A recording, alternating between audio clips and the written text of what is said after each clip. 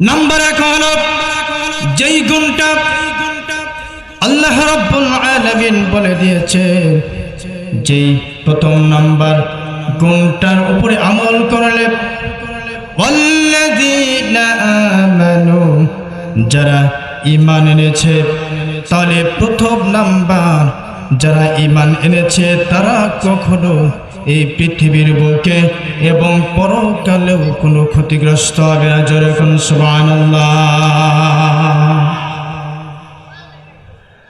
আমার বন্ধুগণ, আল্লাহ রাব্বুল আলামিন পবিত্র কোরআনে কারীমে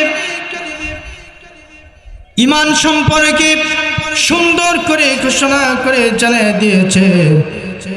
সূরাতুল বাকারা ৮২ নম্বর আয়াতে কারীমে জানিয়ে দিলেন, ওয়াল্লাযীনা আমানু ওয়া আমিলুস সালিহাতি উলাইকা আসহাবুল জান্নাহ হুম ফিহা খালিদুন। জোরে বলুন আল্লাহু আকবার।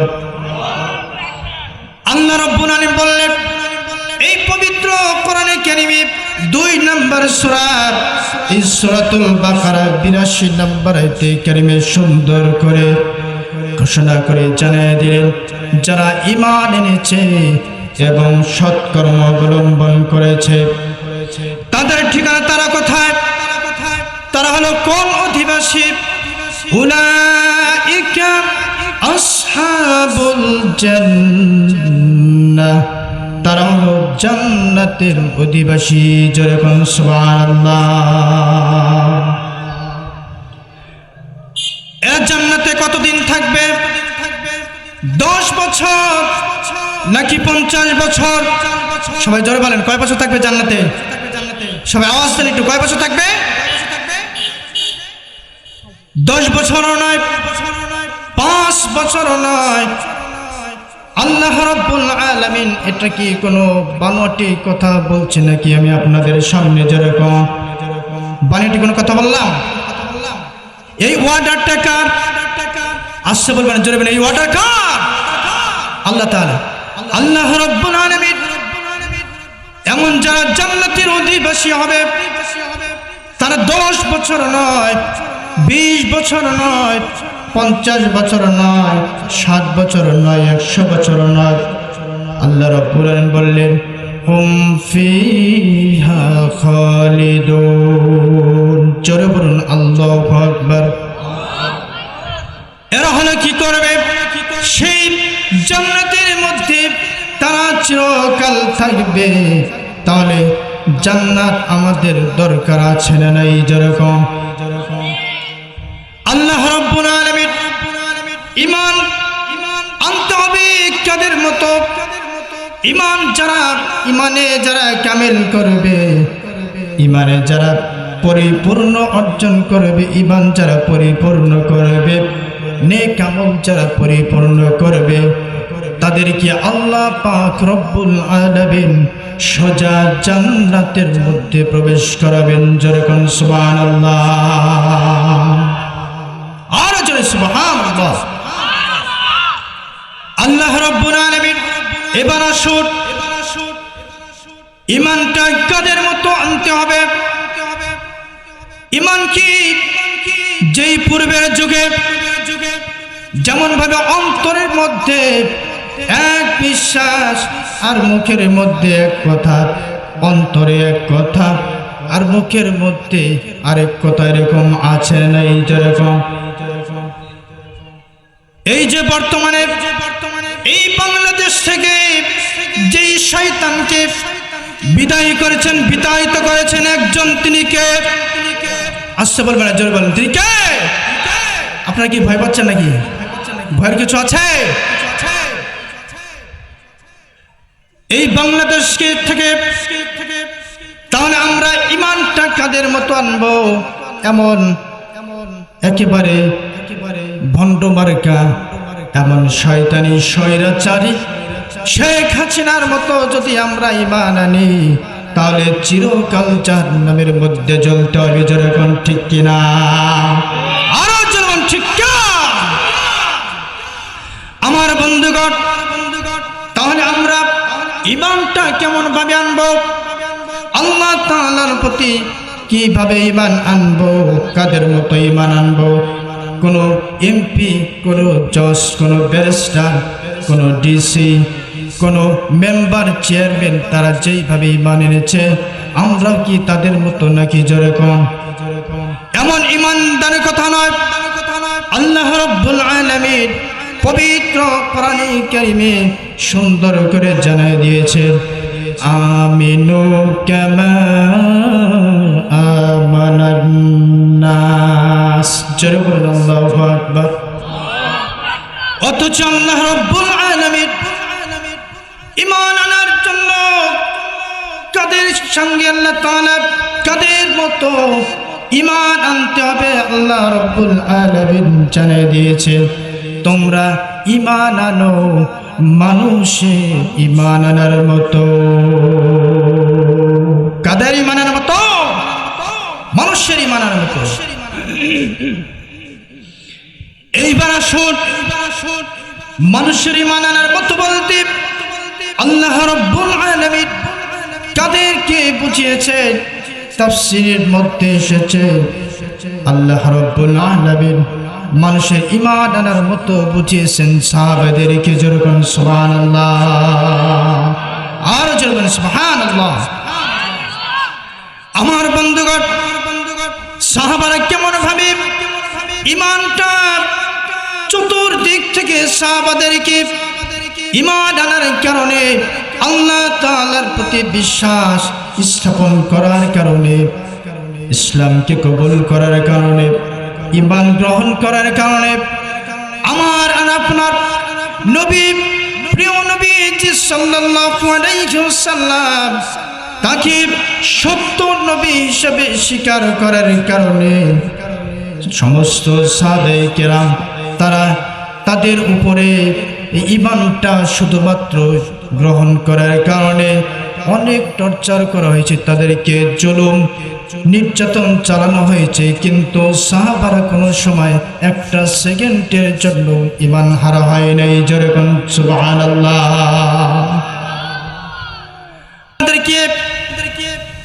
আল্লাহ রাব্বুল আলামিন এই যে সাহাবাদের ঈমান আনার মতো বললেন, একজন সাহাবার ঈমান সম্পর্কে কিভাবে ঈমান এনেছে মনোযোগ সহকারে শুনতে হবে। আপনারা রাজি আছেন?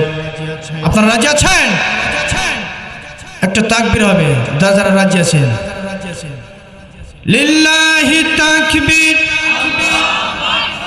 আল কোরআনের আলো, আল হাদিসের আলো।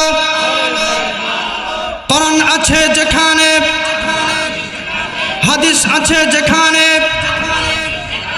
শয়তান আছে যেখানে। মাশাআল্লাহ। বগুড়া মানুষ আসলে যে উত্তরাঞ্চলের মানুষ তো বড্ড চালাক। তাহলে আমরা কি করব? ঈমান।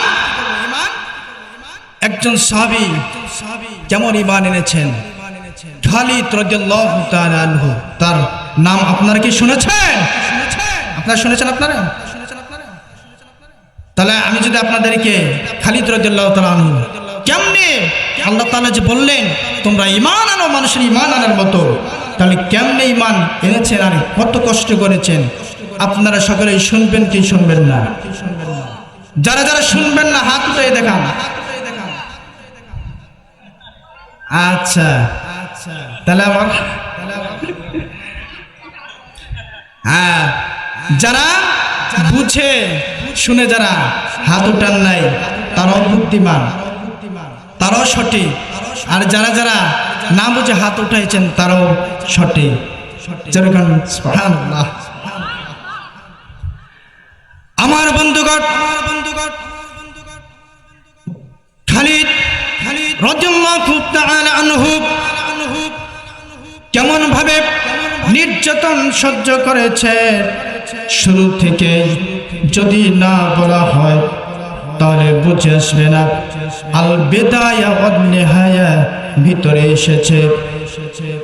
মক্কা নগরী এক শান্ত নিরিবিলি বিকেল, খালিদের পিতা সাইদ ইবনুল আস, তার ডাক নাম ছিল আবু উহাইহা। তার পিতার ডাক নাম কি ছিল? আবু উহাইহা। খালিদের পিতা করল কি? সেই দিন জাহলের বাসভবন থেকে বের হয়ে হারামের উদ্দেশ্যে বের হলে তার মাথায় লাল রঙের দামি পাগড়িটা পড়েছে, ঝলমলে পাগড়ি। একজন বাচ্চা কেমন পরিমাণ সে দামি কাপড় পরতে পারে, যেরকম ঠিক কিনা? আরো যাবেন ঠিক কিনা? দামি পাগড়িটা পরেছে এবং ইয়েমেনি স্টাইলে কি করেছে?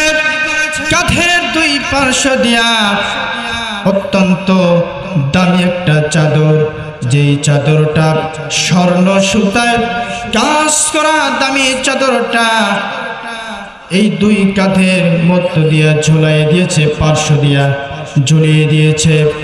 এরপরে তার সমস্ত দলবলেরা, তার কৃতদাসেরা তরবারি সজ্জিত অবস্থায় তারা সামনে হেঁটে হেঁটে যাচ্ছে বাচ্চার সামনে দিয়া। হাতে আছে তরবারি। সাইদ ইবনুল আস খালিদের পিতার ডান পাশে রয়েছে তারই কয়েক পুত্র, আর তাদের কয়েক পুত্রর শীর্ষে রয়েছে বড় পুত্র খালিদ, আর তার বাম পাশে রয়েছে সাইদ ইবনুল আসের একদল ছোট্ট একটা নেতা কর্মী বৃন্দরা। সকালে বাদশার সাথে যাচ্ছে রাস্তা দিয়া, গর্ব করতে করতে তারা অনেক আনন্দে চিত্তে রাস্তা দিয়া চলতে শুরু করলো। এক পর্যায়ে যখন চলতে চলতে হারামের মধ্যে চলে গেল, হারামের কাছে চলে গেল। হারামের মধ্যে যাওয়ার পর হারামের লোকজন তারা সকলেই দেখে বলল, মুকুটধারী সর্দার এসে পড়েছে।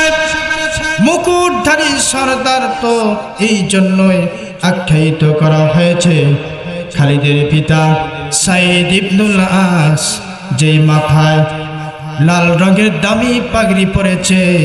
এই পাগড়িটা যতক্ষণ পর্যন্ত মাথায় থেকে না খুলে ফেলতো, ওই পর্যন্ত ওই বংশের একই রঙের পাগড়ি আর কেউ পরতো না। তাহলে কেমন দাম! এক সময় কি হয়ে যাবে দাম? প্রথম থেকে শুনতে থাকুন মনোযোগ সহকারে। এই খালিদের পিতা এবং পুত্রে, পিতার কোন অবস্থায় যায় আর কি পুত্র অবস্থান কোথায় যায়। এক পর্যায়ে যখন তার সম্মানার্থে খালিদের পিতা, যার ডাক নাম হলো আবু উহাইহা, সে তার চামচারা কি করলো? তার সম্মানার্থে রাস্তাটা ছেড়ে দিল। রাস্তা ছেড়ে দেওয়ার পর কাবার সন্নিকটে গিয়া তার আসনে বসে পড়লেন। তার আসনে বসার পর তাকে শুভেচ্ছা জানানোর জন্য, অভিবাদন জানানোর জন্য আবু সুফিয়ান ইবনে হারব, উতবা ইবনে রবিয়া, আবু জাহাল ইবনে হিশাম প্রমুখ নেতৃবৃন্দ, নেতা কর্মীরা তার নিকটে গেল। এইবার খালিদের পিতা করল কি? সে নিজেকে আসন থেকে নিজের গর্ব করতে লাগলো। গর্ব করতে করতে নিজেকে দামি বুঝাইতে চাইল, নিজেকে অনেক সাহসী মনে করলো। দুঃসাহসী হিসেবে নিজেকে নিজেই বিবেচিত করলো। এক পর্যায়ে খালিদের পিতা আবু উহাইহা সে করল কি? তোমরা সকলেই শুনছো, আমি এমন একজন, এত দামি একজন ব্যক্তি থাকা সত্ত্বেও, এমন বাদশা থাকা সত্ত্বেও সাদ ইবনে আবি ওয়াক্কাস নাকি আব্দুল্লাহর পুত্র মুহাম্মদের দলে যোগদান করেছে। জোরে কোন সুবহানাল্লাহ। তার এত বড় সাহস, এত বড় দুঃসাহস তাকে কে দিল? এত বড় স্পর্ধা সাদ ইবনে আবি ওয়াক্কাসকে কে দিল? আমি এত বড় একজন দুঃসাহসী ব্যক্তি থাকা সত্ত্বেও সে কি করেছে? সাদ ইবনে আবি ওয়াক্কাস নামাজ আদায় করছিলেন। কুরাইশি এক নেতা কি করেছে? সাদ ইবনে আবি ওয়াক্কাসকে নামাজে বাধা দিয়েছে আর তাকে সাদ ইবনে আবি ওয়াক্কাস তাকে মেরে একেবারে রক্তাক্ত করে দিয়েছেন। যখন আল্লাহু আকবার, আরো জোরে আল্লাহু আকবার। সাদ ইবনে আবি ওয়াক্কাসকে লক্ষ্য করে বলল, আমি লাত আর উজ্জার কসম করে বলছি। খালিদের পিতা বলল, কিসের কসম করলো? লাত আর উজ্জার কসম। লাত আর উজ্জা হলো পাথরের একটি কি মূর্তি, পাথরের কি পাথরের একটি মূর্তি। লাত আর উজ্জার কসম করে বলছি, আমি আবু উহাইহা, তোমরা যদি বনু হাশিমের প্রতি সম্মান দেখিয়া মুহাম্মদকে যদি তোমরা ঢিল দিতে থাকো, তাহলে আমি সাইদ ইবনুল আস, আবু উহাইহা, ওই সমস্ত আমার যাদের লাত আর উজ্জার পূজা যারা করে না এমন অনাচারদের বিরুদ্ধে আমি একাই লড়ব। পারবে? বলেন পারবে? কখনো পারবে? আপনারা কি সবাই শুনতে চলতো নাকি? বলেন একটা আওয়াজ আপনারা দিন। এই বাবারা, আপনারা কেউ কথা বলেন না, আমার দিকে লক্ষ্য করুন। আবু উহাইহা করলো কি? আমি এই পবিত্র মক্কার জমিন থেকে যে মুহাম্মদ তার প্রভুর যে ইবাদত বন্দি করত, যে মাবুদের ইবাদত বন্দি করে, ওই মাবুদের ইবাদত বন্দিগি থেকে আমি আবু উহাইহা প্রতিরোধ করব। জোরে কোন নাউযুবিল্লাহ।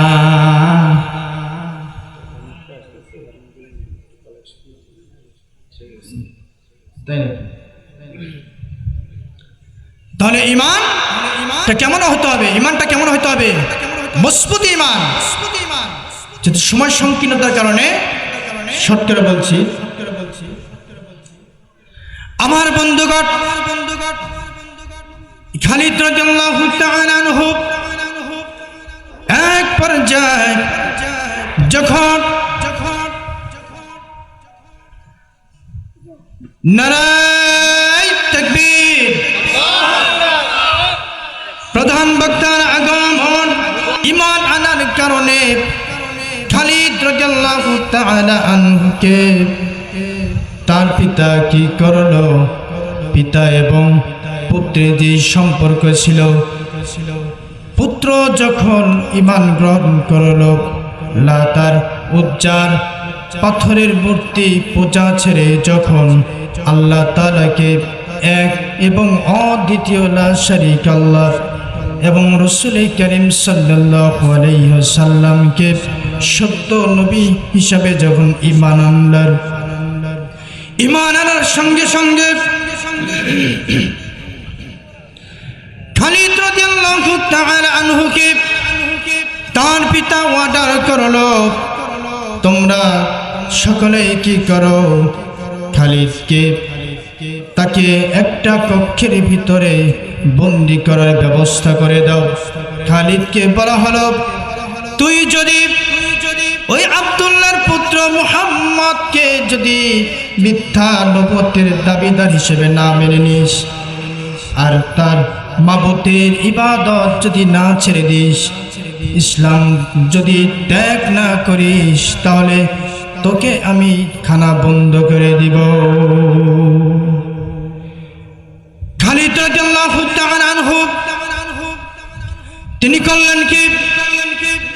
ও আমার পিতা, সামান্য রইল খাবার ও খাদ্য পানীয়, যে আল্লাহ তাআলার প্রতি আমি ঈমান এনেছি, আল্লাহ পাক রব্বুল আলামিন আপনাকে রিজিক দিয়ে থাকেন, যে আল্লাহ তাআলা আপনাকে খাওয়ান, সে আল্লাহ পাক রব্বুল আলামিন আমাকে খাওয়াবেন। যেরকম সুবহানাল্লাহ। ঈমান আনার কারণে খালিদ রাদিয়াল্লাহু তাআলা আনহুকে তার পিতা এই কথা বলার সঙ্গে সঙ্গে শক্ত একটা লাঠি প্রস্তুত করে রেখেছিল। সেই শক্ত লাঠি দ্বারা খালিদ রাদিয়াল্লাহু তাআলা আনহুকে তার শরীরে এত জোরে জোরে আঘাত করলো, এক পর্যায়ে আঘাত করতে করতে তার মাথার মধ্যে আঘাত করে ফেলল। সঙ্গে সঙ্গে খালিদ রাদিয়াল্লাহু তাআলা আনহু মাথা ফেটে তার মাথা থেকে রক্ত ঝরে ঝরে গোটা শরীরে রক্তে রঞ্জিত হয়ে গেল। খালিদ রাদিয়াল্লাহু তাআলা আনহু তাকে তার আত্মীয় স্বজনরা আসলো। আত্মীয় স্বজনরা এসে বলল, ও খালিদ, তুমি তোমার পিতাকে কিছু একটা লাত আর উজ্জার সম্পর্কে, পাথরের মূর্তি পূজা সম্পর্কে কিছু একটা বলে সন্তুষ্ট করে ফেলো। খালিদ রাদিয়াল্লাহু তাআলা আনহু ইমানি পর নিয়া, ইমানি শক্তি নিয়া করল কি, যে আল্লাহ পাক রব্বুল আলামিনের আমি স্বাভাবিক অবস্থায় রয়েছি, আল্লাহ তাআলা আমি নিয়ামত ভোগ করেছি। যেরকম সুবহানাল্লাহ, আর জোরে সুবহানাল্লাহ। ঈমানের পথে অবিচল থেকে আমার মরণ যেন হয়। যেরকম ঠিক কিনা? ঈমানের পথে অবিচল থেকে আমার মরণ যেন হয়। তোমারই কাছে মিনতি আমার, তোমারই কাছে মিনতি আমার, মহা মহিম দয়াময়। ঈমানের পথে অবিচল থেকে আমার মরণ যেন হয়।